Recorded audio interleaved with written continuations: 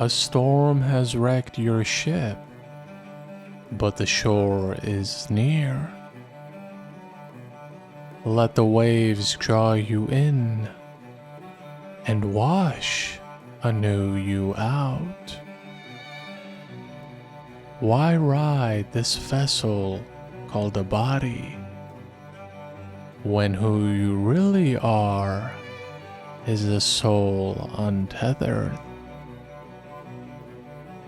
You have conquered the 7 seas, and yet a tiny island delights you. Cast away from your essence, this world seems all. But turn back to the ocean, for comfort's cage will trap your soul. You are the ocean, if you only knew. You are heaven's endless rain, so why run for cover? You breathe the winds of east and west, no gale can ever take you. O wanderer, if you only knew the role that awaits you, you'd leave this broken ship behind. For unripe minds will never grasp the joy of being shipwrecked.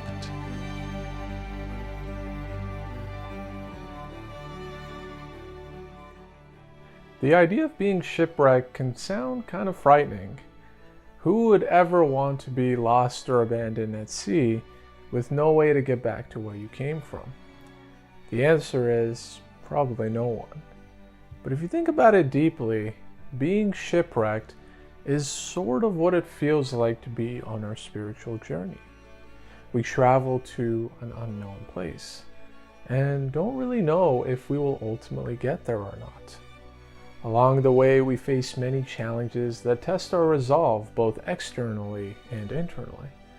Sometimes we might not even make it and our ship or our outer layer gets destroyed. But even though our mind and body may go through a lot of pain, they are just the vessel. What or who they carry is what really matters. Because what they carry is the soul, and no storm can ever overtake it. If you guys have been watching some of the videos on this channel, you'll notice that I talk a lot about finding your true self. The self that is hidden beneath all of these layers of thoughts, beliefs, and identities you have created. And this poem is no different.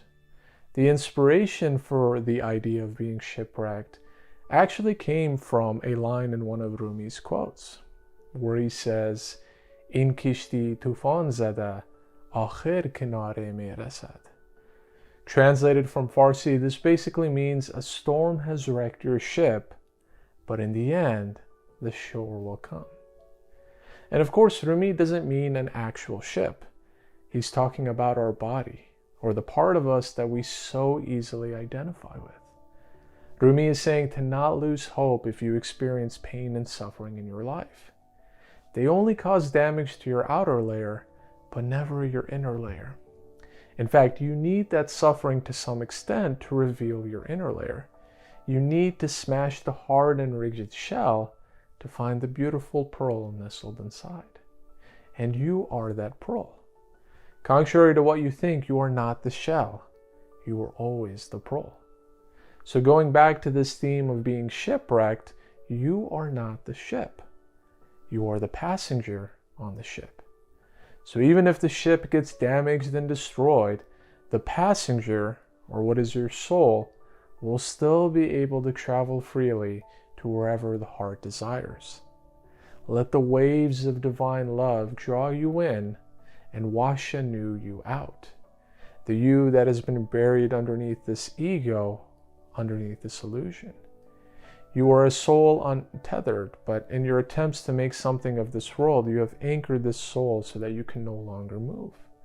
You have anchored it with your pride, your fear, your anger, your ignorance. You have anchored it with everything that moves you away from your real self. But now's the time to remove that anchor and to truly be free. And rather than going back to that tiny little island that was your life before awakening, it's time now to be brave and venture out into the unknown sea. For your comfortable and familiar life could be the very thing that is stopping you from growing spiritually. You might think that this little world and life that you have is it, but there is an infinite world beyond who you think you are. You just have to be brave and explore it. That is the part that many of us get stuck on, including myself at times. We get so used to the way things are that we become afraid of any real change. And this is true even if we know that the change is good for us. Some part of us is afraid of taking the risk and losing everything. And that part is none other than our ego. The ego that doesn't want us to discover our real self or to connect with God. But if you only knew what lies in the beautiful and great ocean, you'd be swimming toward it in a heartbeat, forgetting that tiny little island of safety.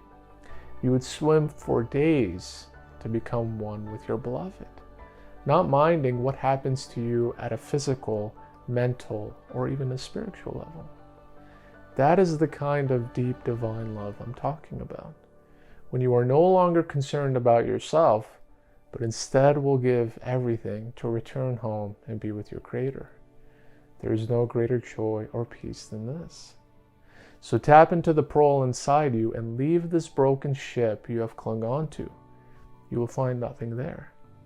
Rather, be like the few lovers who know the joy of being shipwrecked, and you will never regret your choice.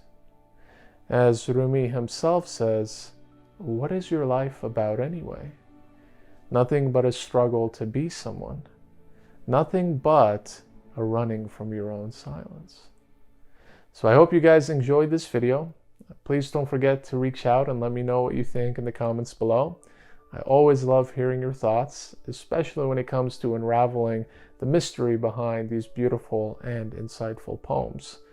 But for now, please enjoy this feeling of being shipwrecked.